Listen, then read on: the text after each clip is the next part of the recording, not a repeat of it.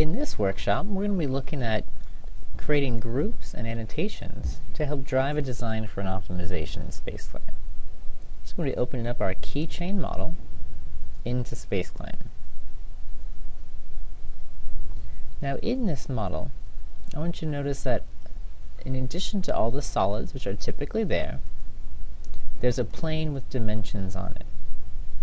For now, let's turn the plane off and look at just the solids that are there.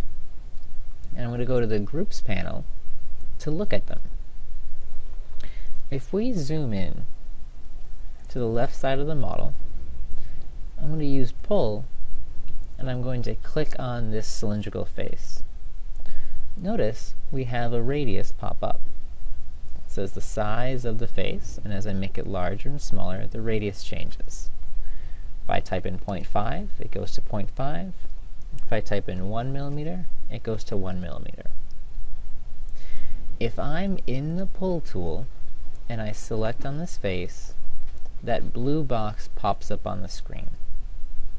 What that means, if I have a blue box on the screen, I can create a group. It's a good way to think about it.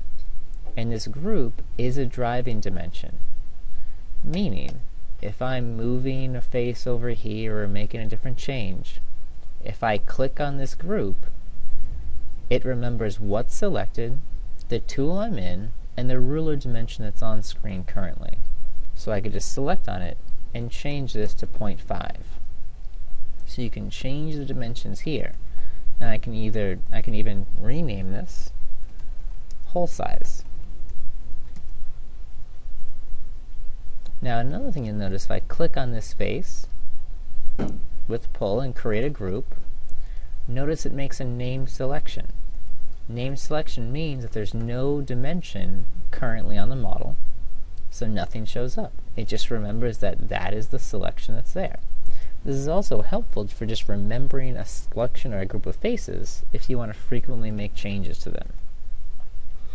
So I'm going to right click and delete this group. If I click on this face and make a ruler dimension, so let's say I make a dimension to this face back here, notice I have a blue box with this dimension on my screen. If I create a group now, it doesn't make a name selection. It makes a driving dimension. This is the distance from one face to the other, which I can change the value to a new amount, and it remembers again. If I'm doing something else somewhere else in the part, I can now edit the whole size quickly, make it 1 millimeter, and if I click on group 1, I can quickly change that from 8 to 7. And I can again edit the name of it and call it length. So really quick ways to get these groups selected.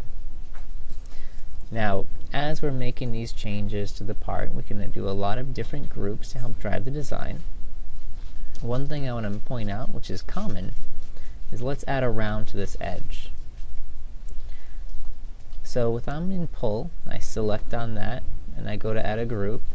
Remember, there's no blue dimension on screen, so it's giving me a name selection, not a driving dimension. So I'm going to delete this group. If I click on Select, and I select in this round, there's a property in the panel that's here. This radius value is a value I can change here, making that 0.5, changes the value, making it 0.25. If there's properties in the property panel, so for offset faces that are there, which have a thickness property, or rounds, which have a round size property, all of these are controlled in the properties panel. And if you select on the face with the Select tool, and you create a group, notice you have that value now.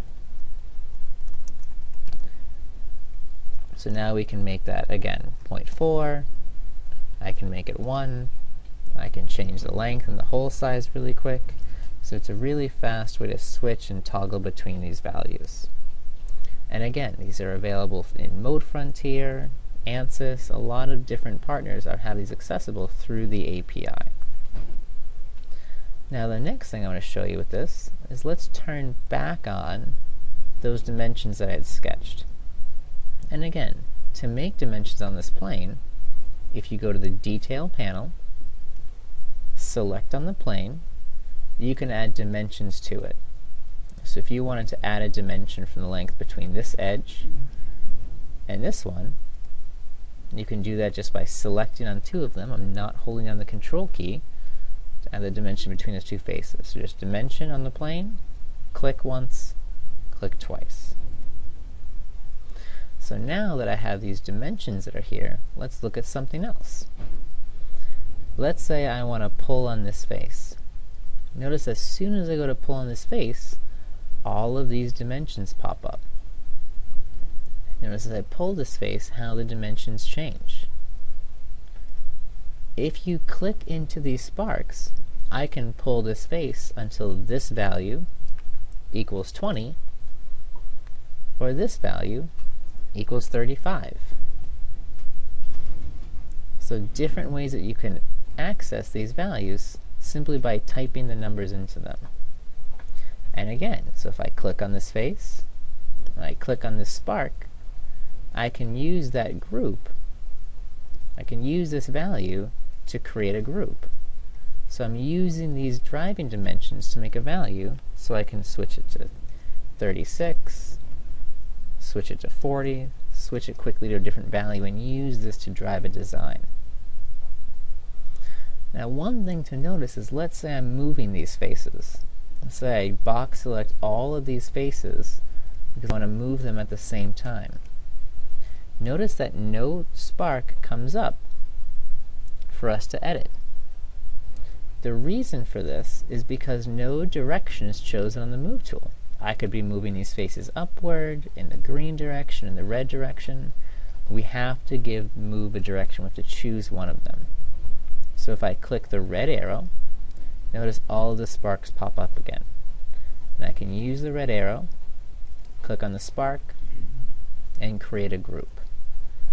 So now I can move all of those faces until that value is 20, or this value is 25.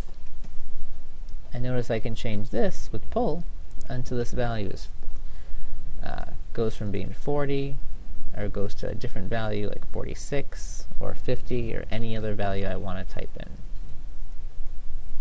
So if I type in, say, 45, or I type in 50, we can change the value of that face. So I can go from one to the other really quickly.